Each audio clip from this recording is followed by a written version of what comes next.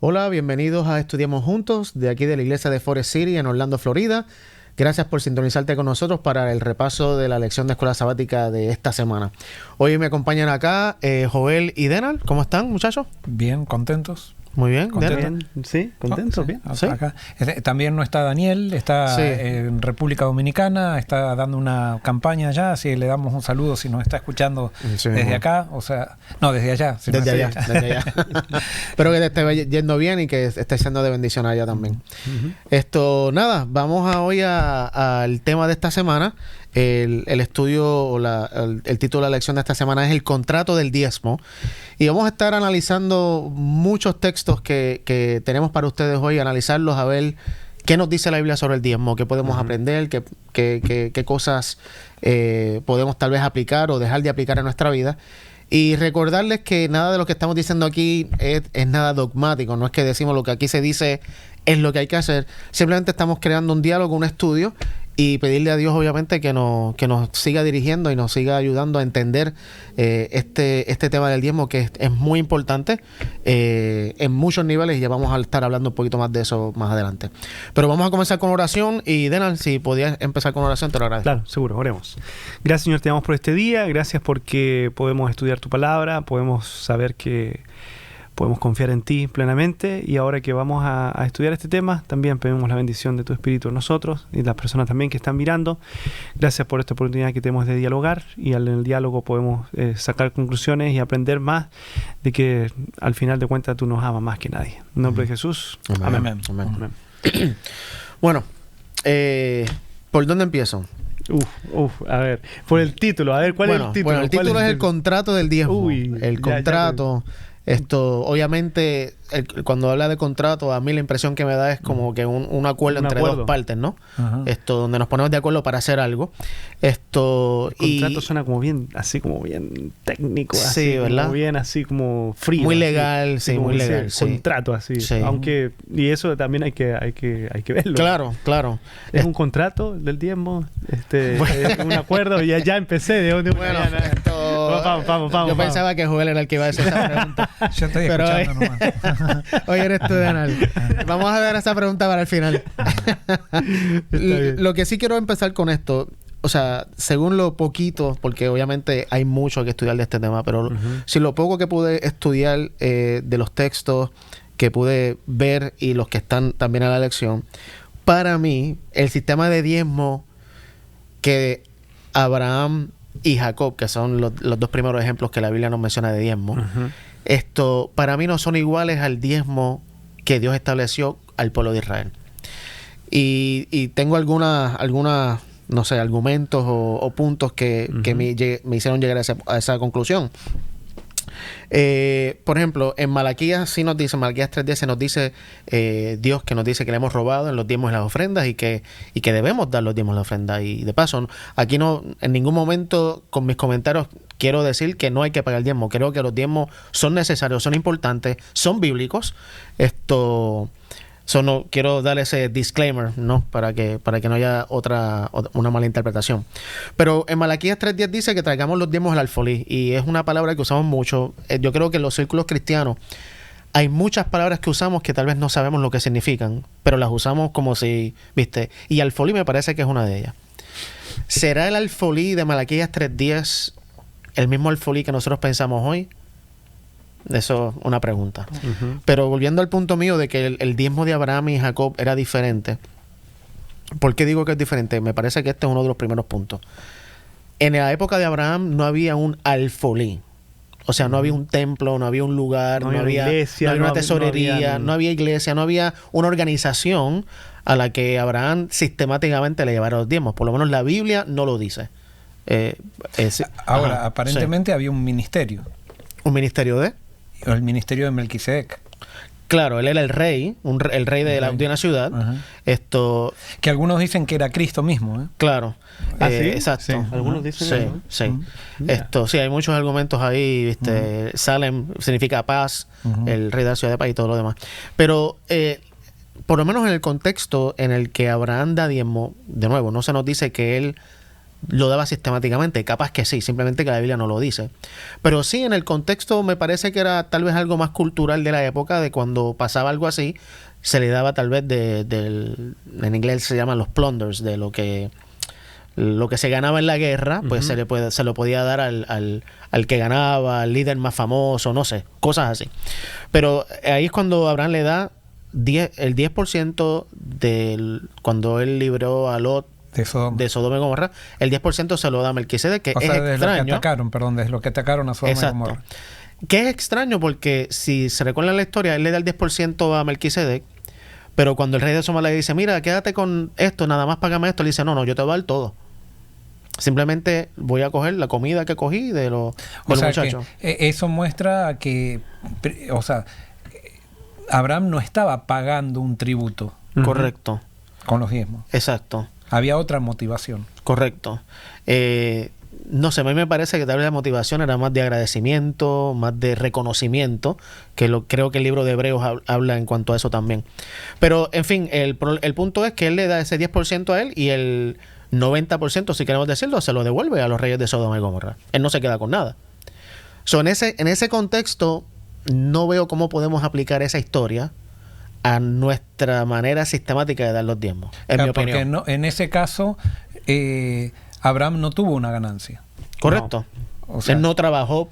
Bueno, podríamos decir. Pero le quitó el 10% a la ganancia de Sodoma y Gomorra, de otra persona. De Sodoma, sí, digamos. Pero que al final era todo pérdida de ellos, porque ellos estaban perdiendo todo. Estaban siendo llevados esclavos, o sea, estaban perdiendo realmente la vida a raíz de esa guerra. Y entonces, aparentemente sí puede ser. Naturalmente era la ganancia de Abraham, pero Abraham en su solidaridad o en su espíritu dice, no, ustedes se quedan con con el botín, y el 10% va a ser para Melquisedec.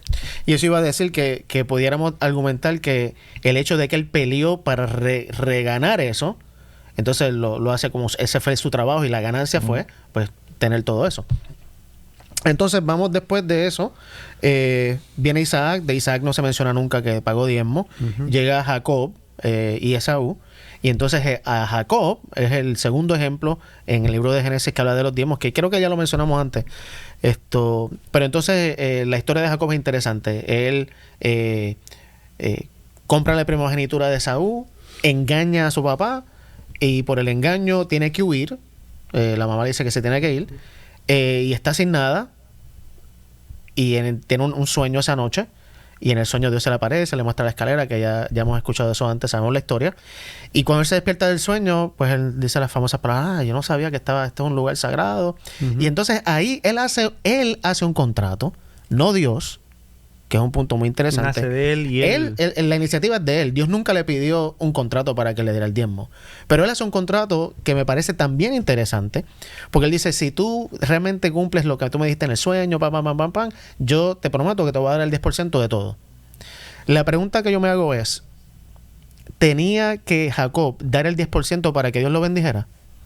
No, es que justamente vos ahí mismo, creo que lo hablamos la vez pasada, que los pactos que se basan en nuestras promesas no sirven. Y ahí lo que hizo Jacob fue dar promesas a Dios gracias a lo que Dios había hecho, gracias a que Dios le había dado promesas ahí, que le dijo, yo estoy contigo, no te he dejado, no te dejaré. Y entonces ahora él como que siente que tiene que decir, no, bueno, yo te voy a dar entonces el 10%, si es que también. Claro. Yo no sé en el hebreo si está esa forma condicional también en el hebreo que de alguna manera revela como una falta de fe, ¿no? Como diciendo, bueno, vamos a ver, si vos haces esto, yo voy a hacer lo otro. Claro. Y de paso, a mí no me parece que está mal que yo llegue tal vez a un acuerdo así con Dios, que le diga, Señor, si tú me bendices con este trabajo, yo te quiero dar esta porción. Claro, lo que pasa es que si no tiene nada para dar, claro, en el caso de no tener nada. Entonces no le va a decir, te voy a dar el diezmo a pesar de que no tenga nada. O sea, si el diezmo se da de lo que tengo. Correcto. Así que ese es el segundo ejemplo que vemos en Génesis. Y después de eso, pues obviamente vienen todos los hijos de Jacob, pasa toda la historia de Jacob, llega José, van a Egipto, ninguna mención de diezmo. Obviamente cuando son esclavos en Egipto, nada que hablar, porque en esclavitud no te quitaban. Ahora te voy a decir una cosa, ahí no hay ninguna mención de sábado tampoco. ¿En dónde? En la esclavitud. En todo eso. En En todo, todo eso. en Claro, todo el ejemplo. no, claro. En ningún lado dice que Abraham guardó el sábado. En claro. Ahora, ¿eso quiere decir que no lo guardaron? ¿O eso quiere decir que no daban el diezmo siempre? O sea, ¿por qué Claro, te digo? buen Porque punto. la Biblia son relatos que quieren, el objetivo, a mi entender, es mostrar cómo Dios trataba a las personas que fallaban, a las personas pecadoras, y cómo Dios elegía a las personas a pesar de sus limitaciones.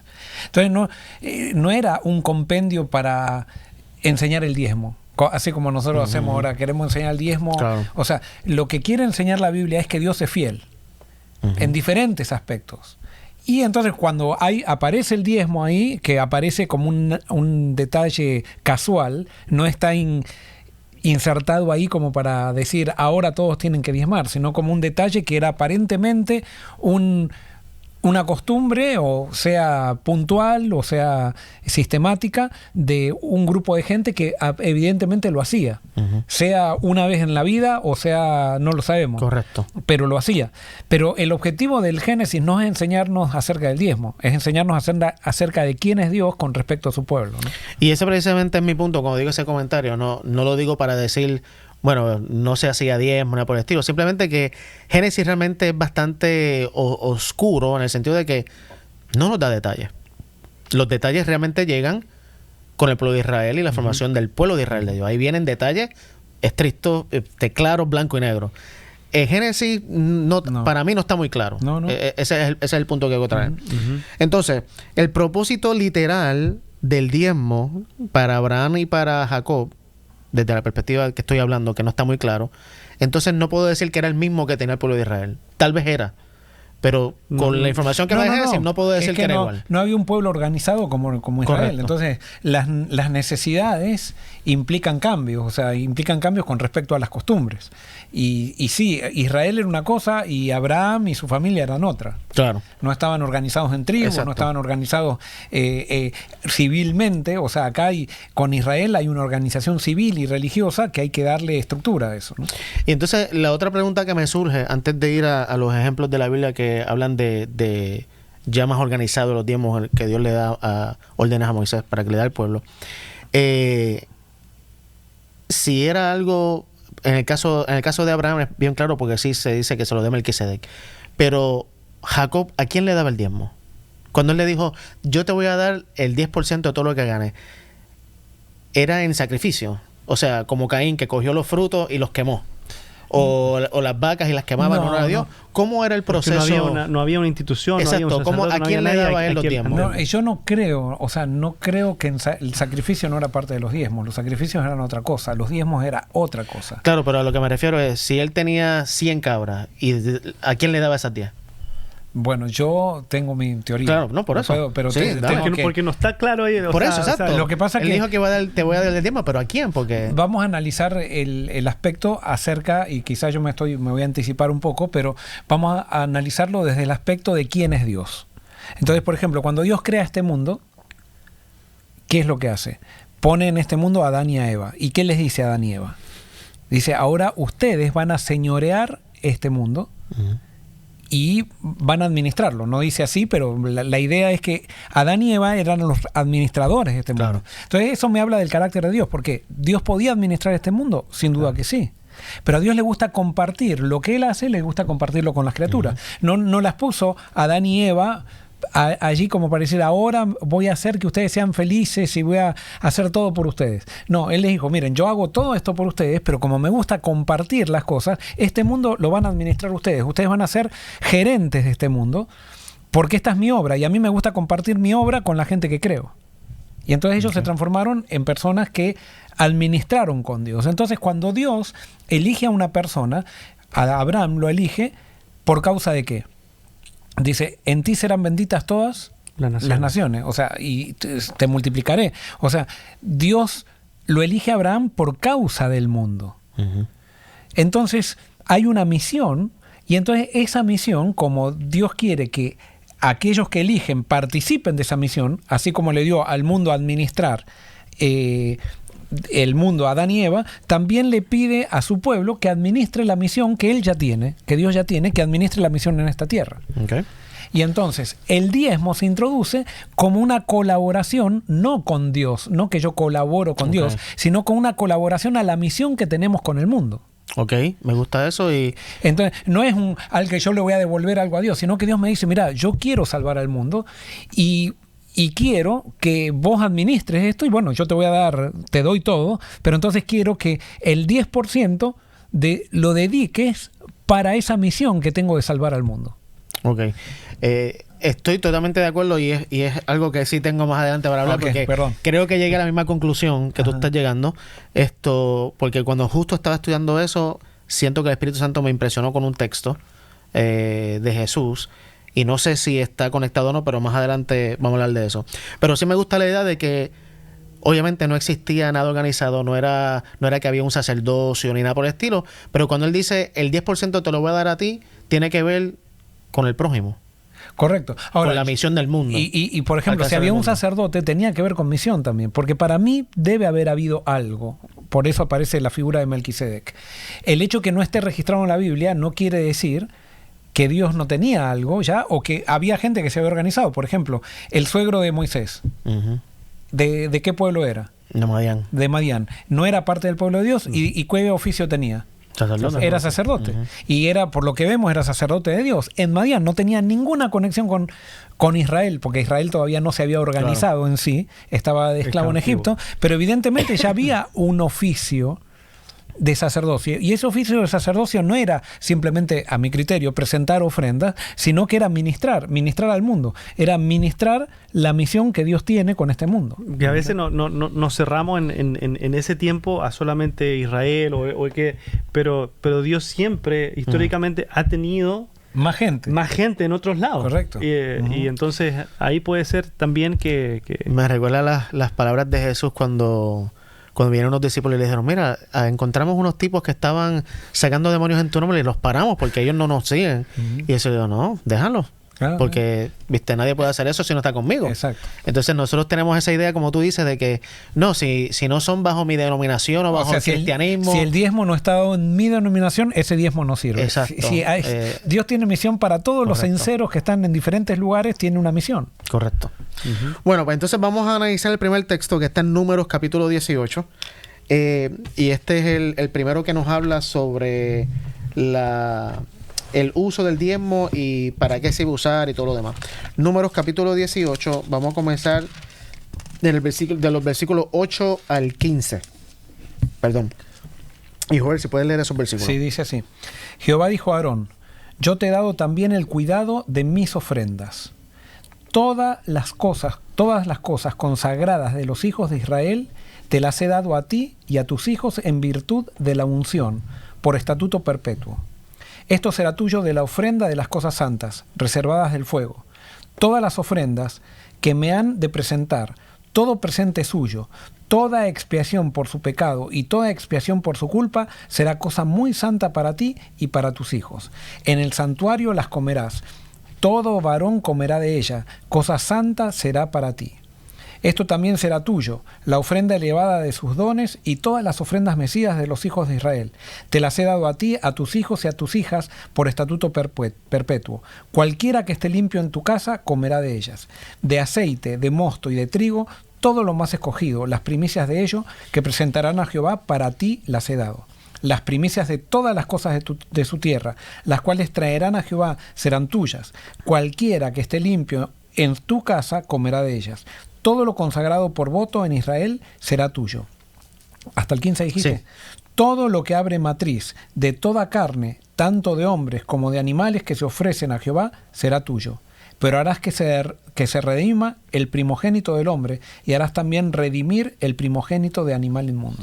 Muy bien, así que aquí está introduciendo el concepto de las ofrendas, que es un poco más diferente al de los diezmos. Las ofrendas tenían que darle los israelitas a los levitas, y allí los levitas tenían que comérsela en el templo y todo lo demás. Y esa es la primera parte de esta sección. Ahora, Dena, si pudieras leer los versículos 16 al 19. ¿De números? Sí, de Números 18. ¿Del 16 al 19? Al 19, sí. Ok. De un mes harás efectuar el rescate de ellos, conforme a tu estimación, por el precio de 5 siclos, conforme al ciclo del santuario, que es de 20 jeras, más el primogénito de vaca, el primogénito de oveja y el primogénito de cabra. No redimirás, santificados son. La sangre de ellos rociarás sobre el mar, y quemarás la grosura de ellos, ofrenda encendida en olor grato a Jehová. Y la carne de ellos será tuya, como el pecho de la ofrenda mecida, y como la espaldilla derecha será tuya. Hasta el 18. Hasta el 19. Todas las ofrendas elevadas de las cosas santas que los hijos de Israel ofrecieron a Jehová, las he dado a ti y para tus hijos y para tus hijas contigo, por estatuto perpetuo. Pacto de sal perpetuo es delante de Jehová para ti y para tu descendencia contigo. Ok, aquí hay un concepto que yo tal vez no lo entendía muy bien, no lo tenía muy claro hasta esta semana, pero sí dice que las ofrendas, y vamos a ver ahora los diezmos, cuando decimos que eran para los levitas, yo tenía el concepto que era para el que estaba trabajando, el sacerdote, ¿verdad? Pero es para la familia completa. La esposa, los hijos, las hijas, todos los que estaban con el levita iban a beneficiarse de las ofrendas. Correcto, de esa ofrenda y de ese diezmo. ¿Por qué? Bueno, tal vez para los que no sepan, los levitas no tuvieron herencia de tierra cuando entraron a Canaán. Dios simplemente los distribuyó en, creo que eran 28 ciudades que tenían los levitas, que ahí tenían, o sea, ahí vivían. Pero entonces los israelitas tenían que llevarle a esos lugares las ofrendas para que ellos tuvieran comida. Ellos podían sembrar y todo lo demás, pero iban a vivir de lo que la gente le daba, porque los hombres estaban trabajando en el santuario ministrando al Señor. El punto que quiero destacar aquí es que no era solo para el levita, sino también era para sus hijos y sus hijas, su familia. ¿Okay? Entonces vamos a leer ahora del 20 al 24. Lo voy a leer yo y dice: el Señor le dijo a Aarón: ustedes los sacerdotes no recibirán ninguna asignación de tierra ni porción de terreno entre el pueblo de Israel. Yo soy tu porción y tu asignación. Y eso me gusta porque creo que hay una conexión entre eso y el dar diezmo. Pero vamos adelante a hablar de eso. Cuando Dios dice: yo soy tu porción. En cuanto a la tribu de Leví, tus parientes los recompensaré por su servicio en el tabernáculo. En lugar de una asignación de tierra, les daré los diezmos de toda la tierra de Israel. De ahora en adelante, ningún israelita, con excepción de los sacerdotes o los levitas, podrá acercarse al tabernáculo. Si alguien se acerca, será declarado culpable y morirá. Únicamente los levitas podrán servir en el tabernáculo y serán los responsables de toda ofensa cometida contra el tabernáculo. Esta es una ley perpetua para ustedes y tendrá que cumplirse de generación en generación. Los levitas no recibirán ninguna asignación de tierra entre los israelitas, porque yo les he dado los diezmos del pueblo de Israel, que han sido entregados como ofrendas sagradas al Señor. Esta será la porción de los levitas. Por eso les he dicho que no recibirán ninguna asignación de tierra entre los israelitas. Me estuvo interesante que en ese versículo 24 Moisés dice que los diezmos del pueblo van a ser una ofrenda. Como que no hay una distinción entre diezmo y ofrenda. Es como que lo mismo. Eso me estuvo interesante. Muy bien. Así que aquí es el comienzo de que el pueblo de Israel todo va a dar el 10%, que eso es lo que el diezmo significa, de todos sus primicias, de todo lo que tienen, y se lo van a dar a los levitas. ¿Ok? Ahora vamos a terminar de los versículos 25 al 32. Joel, si puedes leer eso. Jehová dijo a Moisés: hablarás a los levitas y les dirás: cuando toméis los diezmos de los hijos de Israel que os he dado como vuestra heredad, vosotros presentaréis de ellos como ofrenda mecida a Jehová el diezmo de los diezmos. Se os contará vuestra ofrenda como grano de la era y como producto del lagar. Así presentaréis también vuestra ofrenda a Jehová. De todos los diezmos que recibáis de los hijos de Israel, se la daréis al sacerdote Aarón como ofrenda reservada a Jehová. De todos los dones que recibáis, reservaréis la ofrenda a Jehová. De todo lo mejor de ellos, separaréis la porción que ha de ser consagrada. También les dirás: cuando hayáis separado lo mejor de los dones que les será contado a los levitas como producto de la era y como producto del lagar, lo comeréis en cualquier lugar, vosotros y vuestras familias, pues es vuestra remuneración por vuestro ministerio en el tabernáculo de reunión. No cargaréis con ningún pecado cuando presentéis lo mejor. Así no contaminaréis las cosas santas de los hijos de Israel y no moriréis. Y aquí hay otro elemento que me parece muy interesante. Cuando los levitas recibían el diezmo, de eso ellos tenían que hacer un 10% y dárselo al sacerdote. No entendí muy bien eso. Me imagino que el sumo sacerdote Aarón, ¿no? Y el resto se lo comían. Era para ellos.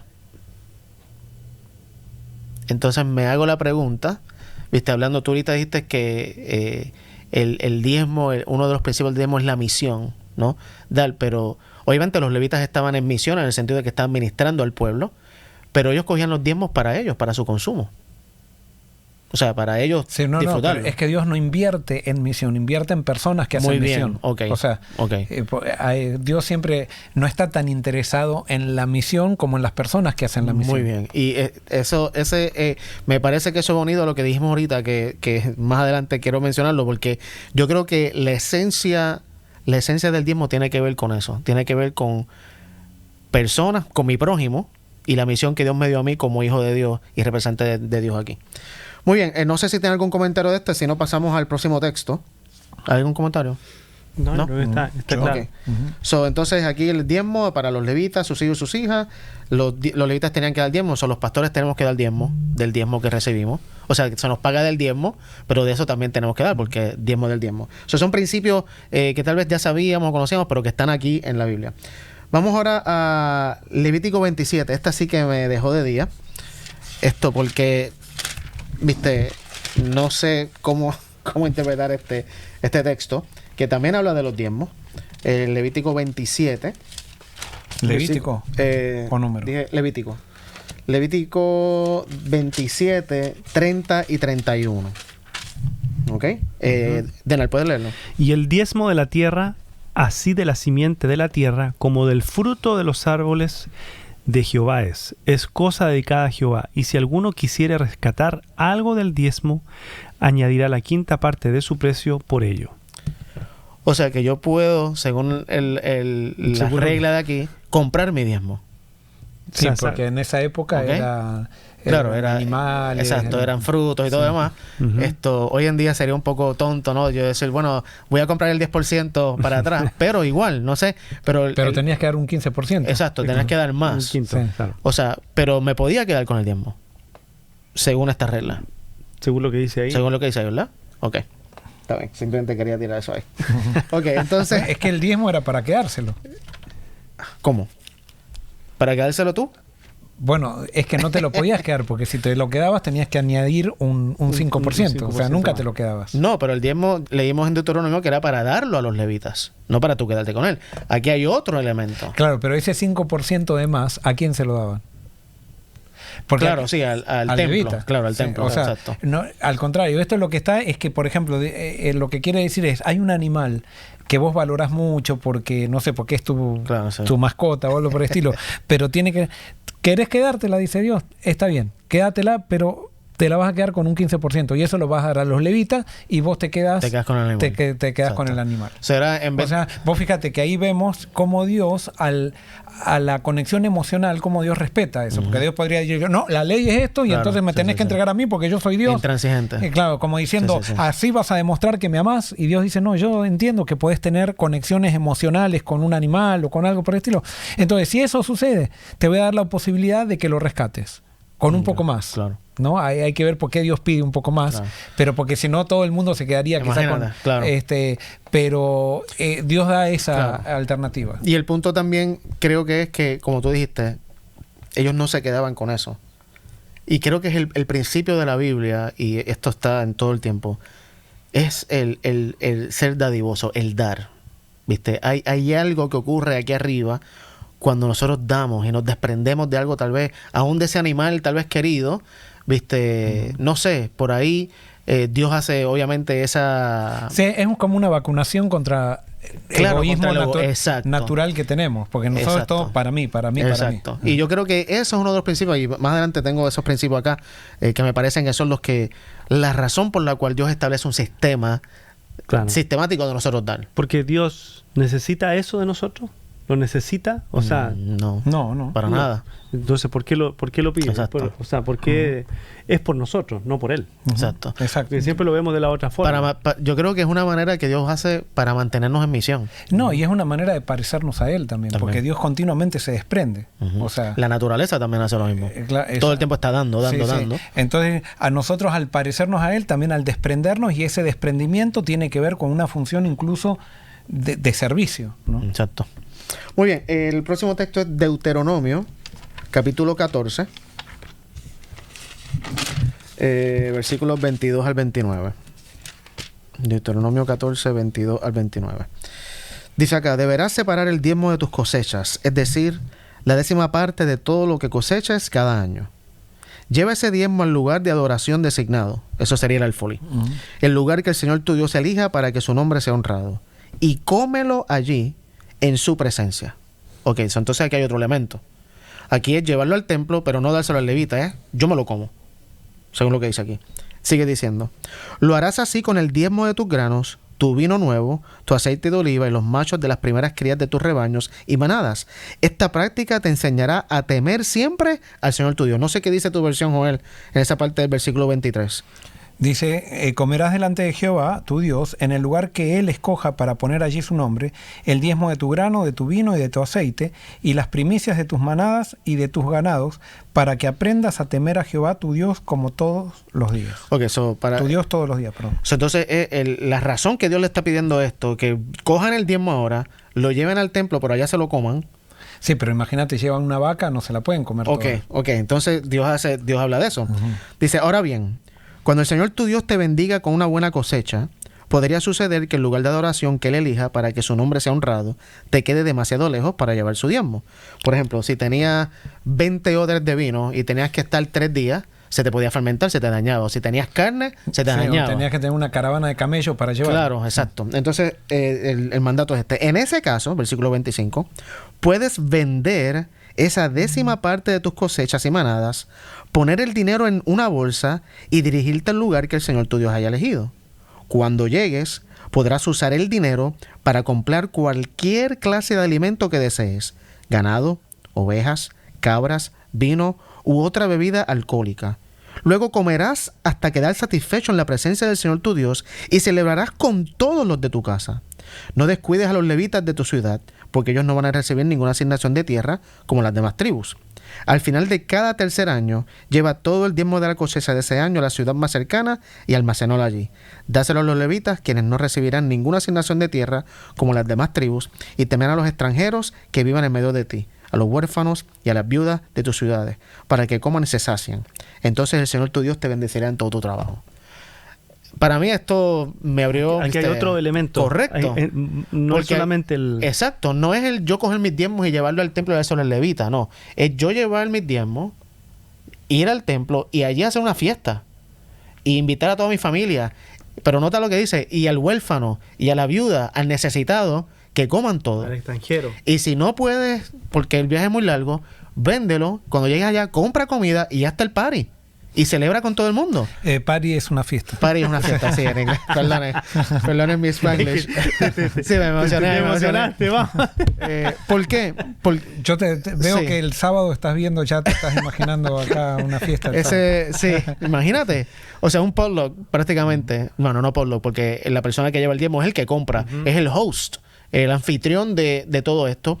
Pero me fascina que dice, haz eso, cómetelo delante del Señor, como que disfrútalo. Pero no te olvides del necesitado. No te olvides del levita. Pero fíjate que aquí el elemento es, el 10% no se le da al levita. No, el 10% tiene una función de crear camaradería. Muy bien. Camaradería con la persona con la persona que está necesitada, el extranjero que se sentía solo, con la viuda, con el huérfano. O sea, tenía una función misional, pero no la función misional de lograr, digamos, una estadística. Claro, sí, no es, la misión tenía que ver con relación con gente que estaba rechazada por la sociedad. Exacto. Y entonces, ¿por qué estoy trayendo todo esto? Y no sé cuánto tiempo nos queda. Pero ¿por qué estoy trayendo todo esto? Porque queda bastante. Nosotros no podemos, en inglés diríamos pick and choose. No podemos decir, ok, este sí de los diezmos del Antiguo Testamento lo cojo, pero este no. Este elemento sí y este no. Entonces, me parece a mí, y tal vez vamos a leer un texto antes de llegar a eso, pero me parece a mí que más que coger esto literalmente, decir, bueno, pues ahora yo me voy a quedar con los diezmos, voy a la conferencia y al frente voy a hacer un barbecue y voy a invitar a la gente. No es eso lo que estoy diciendo. Me parece que eso no es lo que Dios nos está pidiendo que hagamos hoy. Pero ¿cuál es el principio detrás de esto? Porque hay muchas cosas en el Antiguo Testamento que Dios ordenó que se hacían de una manera que hoy no las podemos hacer. Pero el principio de cómo hacerlas sí podemos seguirlo. Entonces, esos son los principios que yo siento que el Señor me ayuda a desglosar un poco y capaz que estoy equivocado, capaz que hay muchos más, pero son los principios básicos que entiendo de lo que es el diezmo, este contrato del diezmo que la Biblia está estableciendo. Vamos al último texto que tengo, Deuteronomio 26, 12 y 13. Joel, si puedes leer ese. Deuteronomio 26, 12 y 13. Dice así: el tercer año, el año del diezmo, cuando acabes de separar todo el diezmo de tus frutos, darás también al levita, al extranjero, al huérfano y a la viuda, para que coman en tus aldeas hasta saciarse. Y dirás delante de Jehová tu Dios: he sacado lo consagrado de mi casa, y también lo he dado al levita, al extranjero, al huérfano y a la viuda, conforme a todo lo que me has mandado. No he transgredido tus mandamientos, ni me he olvidado de ellos. Ok, aquí vuelve el elemento. Ya no es solo el levita, ahora es al huérfano, a la viuda. Y nota que es cada 3 años. Sí, al tercer año. Al año del diezmo, dice. El año del diezmo. So, había algo que no lo tengo muy claro, pero evidentemente como era cada 7 años era el año del descanso de la tierra. Descanso sabático. El descanso sabático, evidentemente cada 3 años era un año de diezmo. No sé cómo era, si era que por 3 años tú almacenabas el diezmo y al tercer año lo dabas. No sé y cómo ahí funcionaba. lo dabas en la ciudad, no lo dabas en el santuario. Correcto. Y de nuevo era para comer, para que la gente disfrutara, para camaradería, para conocerse, compartir, ayudar al necesitado. Imagínate cuánto esperaría, digamos, un desamparado, un homeless, ¿cómo se dice?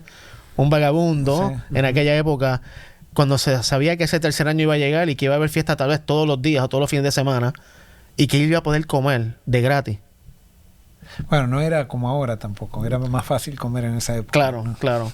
Pero sí se entiende al principio, ¿no? Sí. O sea, era para compartir. Sí, acordate que en esa época también, cuando cosechaban, lo que se les caía a los segadores quedaba para los pobres, quedaba para... Sí, no lo podían comer. O sea, lo que Dios en esta sociedad, lo que estaba queriendo era poner un equilibrio, que no haya esa contraste tan grande entre ricos y pobres, y todo esto generaba equilibrios. Claro. O sea, porque vos fíjate que acá está diciendo que el diezmo tenía que ser repartido justamente con las personas que no tenían herencias, que eran los extranjeros, porque los extranjeros no tenían tierra. Claro. O sea, después tenían las viudas, los huérfanos y los levitas. Eran todas personas, pero entonces yo me imagino, así por ejemplo, cuando Israel se fue a Canaán, pasaron por el desierto, pero en el desierto Dios le dio tanta protección a Israel, que me imagino que habrá sido un Canaán anticipado, porque no tenían calor, no tenían frío, o sea, tenían la comida que venía del cielo, pero estaban en el desierto. Entonces, ¿qué hacía Dios con estas medidas? En la sociedad, esos desequilibrios de tan gente millonaria y gente muy pobre desaparecían, porque yo me imagino que hasta los pobres vivían al mismo nivel que los ricos. O sea, con estos equilibrios. Claro. No los pobres, los que no tenían posibilidades, porque acá también, acuérdense que el cuarto mandamiento nos llama a trabajar 6 días por semana. O sea, no era que estaba fomentando con esto porque hay la vagancia, claro, porque el trabajo era un mandamiento, era el trabajo. Pero había gente que no podía trabajar, el caso de las viudas no podían prácticamente trabajar. El extranjero que venía, que tenía que encontrar su lugar, entonces tenía esa oportunidad, y el levita que se dedicaba a enseñar la palabra de Dios no tenía que estar preocupándose por un trabajo, si la bolsa había subido, si había bajado o lo que sea, porque estaba dedicado para enseñar la palabra de Dios. Y ese es el principio que me fascina, creo, de parte de Dios, del diezmo, porque a través del diezmo nadie quedaba desprotegido. O sea, todos estaban cubiertos bajo ese sistema. Y hoy se supone que hagamos lo mismo. Me parece que ese es un principio. Obviamente es evidente en el contexto de que estamos hablando aquí que el diezmo era usado también para sostener al que estaba en el ministerio. En la lección lo llaman el ministerio evangelista, ¿no? Que tenemos nosotros hoy, ¿no? Nosotros como pastores, eso es lo que hacemos. Esto se nos paga para predicar el evangelio, para decirle al mundo quién es Jesús. Y sin duda, ese es un principio que está claro. O sea, no estoy diciendo que ahora cojas tus diezmos y se lo dejas al huérfano que está en la calle de la esquina y todo lo demás. No estoy diciendo eso. Tiene ese propósito. Pero me parece que hay más, para mí, más de lo que yo pensaba en esto de los diezmos. Yo pensaba, bueno, pues para pagar a los pastores y se acabó. No, pero evidentemente aquí hay un principio que tiene que pensar más allá del ministro, más allá del levita. Mira, una cosa interesante también que está después del último versículo que leímos, que el diezmo no debía ser comido cuando estaban de luto. Ajá. O sea, el diezmo era una celebración, no era un acto de pago, como decía, vamos a pagar los diezmos, y cuando nosotros pagamos es un dolor. No, era una celebración, y Dios les prohibía comer el diezmo cuando estaban de luto. Sí, tenía para que ser en alegría. Tenía que ser en alegría. El diezmo tenía que ser en alegría. Tremendo. Así que los diezmos no son solo para el sostén del ministerio evangélico, es también para ayudar a los necesitados, según leímos ahí en Deuteronomio. También, estos son los 5 principios que saqué. El diezmo también, la razón por la que siento que Dios nos dio esta ordenanza del diezmo, de dar, es que nos ayuda a matar el orgullo, que ya lo mencionamos ahorita, porque entonces ponemos a otros y la necesidad de otros primero que yo. Yo estoy pendiente a quién yo puedo ayudar. Fíjate lo que dice Pablo en Filipenses 2, 3 y 5. Vamos allí un momentito. No sé qué le toca leer ahora. A ver, me tocaría a mí. Filipenses 2. Capítulo 2, versículos 3 al 5. Y me fascina como Pablo lo pone aquí. 2, 3 al 5. Dice, nada hagáis por contienda o por vanagloria, antes bien con humildad, estimando cada uno a los demás como superiores a él mismo, no mirando cada uno por lo suyo propio, sino cada cual también por lo de otros. Haya pues en vosotros este sentir que hubo también en Cristo Jesús. Eso fue lo que Joel dijo ahorita, ¿no? Cuando damos el diezmo, estamos dando, somos como a Dios. Haya en vosotros el mismo sentir que hubo en Cristo Jesús. Cuando estamos dando, cuando dice aquí él, no se ocupen solo de sus propios intereses, sino también procuren interesarse en los demás. Estamos actuando como Dios. Porque Dios no solo se preocupa por su interés, sino por el interés nuestro. No sé cuándo, esta mañana creo que estaba diciéndole a los muchachos en la capilla de la escuela, que cuando Dios nos pide que hagamos algo, o no, creo que fue acá abajo también la semana de oración, cuando Dios nos pide que hagamos algo es porque Él lo hace. Él ya lo puso en práctica. ¿Viste? Y obviamente en el sentido de dar los diezmos, no literalmente en el 10%, pero dio más que un 10%, se dio a sí mismo, ¿viste? Y ese es el principio que yo creo que cuando estamos dando, cuando damos de lo que Dios nos da para ayudar al necesitado, para ayudar a otros, para el sostén del evangelio, eso es bueno, eso es lo que agrada al Señor. Que no sea como tú decías, diantre, tengo que dar ahora el diezmo, más las ofrendas. Es como cuando yo digo, Dacho, tengo que pagar la casa, tengo que pagar el teléfono. No, ¿sabes? Lo doy con gozo porque yo sé que estoy ayudando a alguien. Y alguien puede decir, sí, pero es que no sabemos cómo las conferencias y las uniones o las iglesias usan los diezmos y demás. No sé. Eso no sé si me lo enseñaron mal, pero siento que es un buen punto. A mí no me debe interesar cómo ellos lo usan. El israelita, el israelita, debemos decir esto, el israelita no llevaba su diezmo, su ofrenda al templo. Y bueno, ¿cómo están? ¿Esto está limpio? No, esto no me gusta cómo están haciendo, no se lo doy. O sea, no era si ellos esto, yo otro, en un sentido. Y yo creo que nosotros tal vez deberíamos tener esa misma idea de, obviamente, a menos que yo sepa de seguro que, bueno, esta iglesia está usando el diezmo para comprar prostitutas. Bueno, por eso te decía, o sea, es muy fácil ser levita y decirle, a vos no te tienen que importar cómo usa el levita el diezmo, cuando yo soy levita. Pero el levita da diezmo también. Ay, no, ya sé. Pero entonces el levita tendríamos que decir, cuando decir, no tendría que interesarte por qué das el diezmo, pero yo como levita te voy a asegurar que el diezmo va a ser bien usado, en lo que tenga que ver conmigo. En lo que tenga que ver con otro, no sé. Pero en lo que tenga que ver conmigo, yo le tendría que dar al miembro del pueblo la seguridad de que voy a usar los diezmos bíblicamente, dentro del principio bíblico, y no generar una prueba en el levita, en el miembro del pueblo, que vea que él está dando los diezmos con sacrificio y yo estoy gastando los diezmos que dan de una manera totalmente irresponsable.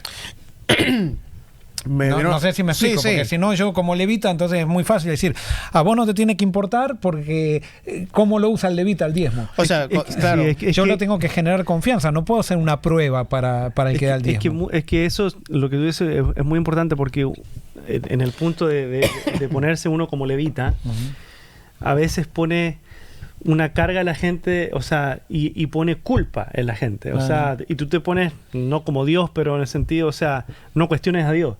Pero yo hago lo que quiero, ¿viste? Sí. Y entonces, pero pongo el nombre de Dios para ponerme ahí y obligar a la gente que se sienta mal y todo, y bueno, dalo tú, y aunque yo hago cualquier cosa, o sea. Claro, bueno, yo creo que tiene que haber esa misma responsabilidad, así como el del pueblo lo daba con fe. Los levitas tenemos que usarlo con la misma fe y con la misma actitud para generar en el pueblo una confianza y una alegría, que sea realmente una celebración. Claro. No, y yo estoy de acuerdo con eso, pero cuando hablabas, por ejemplo, me vino los hijos de Eli. ¿En qué ellos usaban el diezmo que le traían? Que eran unos sinvergüenza. En fiestas, mujeres y demás. Pero el pueblo tenía que seguir trayéndolo. Porque por el principio no se lo llevaban. No sé. Yo lo que sí sé que hay una... No, es que yo sé que hay una ley de causa y efecto. Yo creo que cada uno tiene el derecho de... No el derecho, sino que cada uno tiene... La elección. No, y hay un principio espiritual que yo, por ejemplo, digo, bueno, a mí no me interesa lo que hay, yo voy a dar el diezmo, o sea, porque yo sé que esto es algo que quiero darlo, pero vuelvo a decir, nosotros no nos podemos, los hijos de Leví, si vos ves, no están considerados por Dios como decir, qué bien lo que están haciendo. No, claro. No lo digo en ese sentido. Al contrario, el hecho que el sumo sacerdote, que era el padre, el Cana, no les decía nada, o les decía de una manera... Sí, no era firme con ellos. No era firme con ellos, con respecto, atrajo la presencia de Satanás. Claro. Al punto que los destruyó Satanás. Claro. No, totalmente, trajo una maldición. Sí.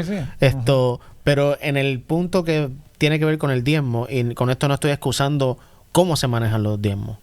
Sin duda tienen que manejarse en el mismo, para lo que Dios estableció. Por ejemplo, ¿qué hacían los hijos de Leví? Perdón, esto no está programado, pero ¿qué hacían los hijos de Leví con las mujeres que iban al... Se acostaban con ellas.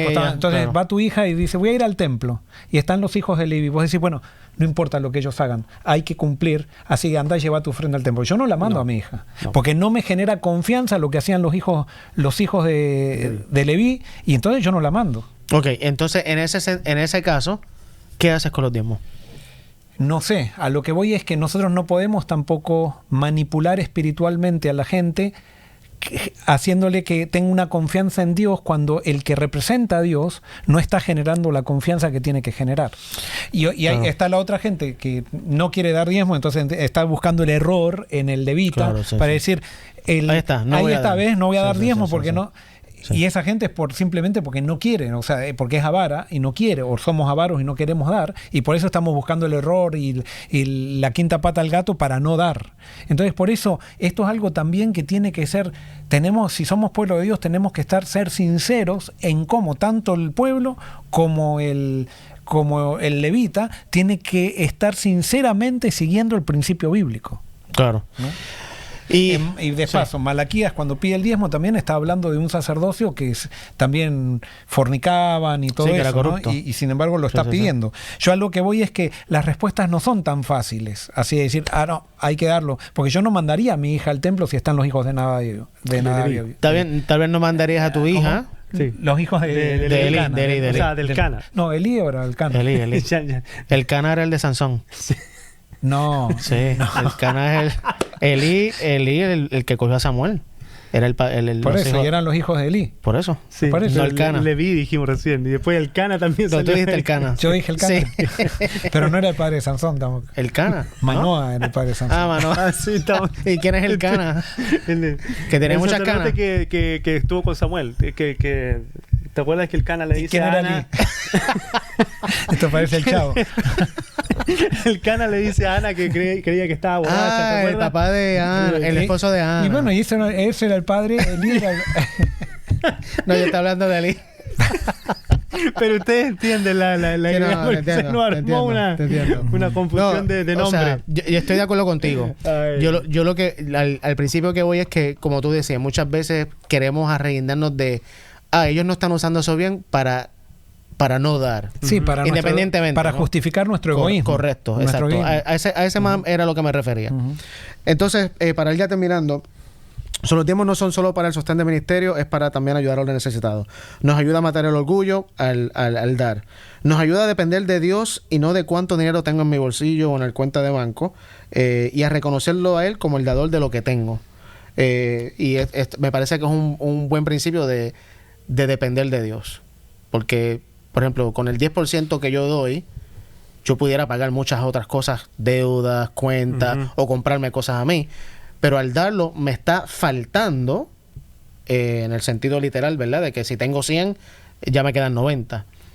Pero estoy bien, porque yo no estoy dependiendo de ese 10% para sobrevivir, porque sé que Dios es el que provee todas mis cosas. Me parece que es un principio de los diezmos. Y obviamente eso, al depender y a reconocer a Dios como el dador, nos lleva a tener más fe, y entonces experimentamos la matemática de Dios, que aunque tal vez siento que tengo poco, para Dios,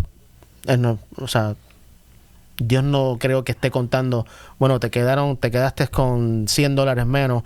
Bueno, no creo que Dios funcione así, que Él calcule las cosas así. Entonces, para finalizar, lo que siento es, esto fue lo que me vino a la mente cuando decimos, ok, traigan los diezmos al alfolí, traigan los diezmos al templo, hay alimento en mi casa, que en el contexto era porque ellos sobrevivían de eso. Y hoy en día en la iglesia adventista obviamente tenemos un sistema más organizado, de que tenemos los diezmos van a las conferencias, a las uniones, a las divisiones y a la conferencia general, y ahí todo se distribuye para todo el mundo. Pero cuando estaba leyendo todo esto, yo dije, Señor, ¿cómo es eso de que te devolvamos a ti? Porque yo no creo que la iglesia es Dios. Dios dice, tráiganme los diezmos a mí, devuélveme a mí. A veces decimos, vamos a darle a Dios la parte que a Él le pertenece. Ok, sí, entendemos que es de Dios.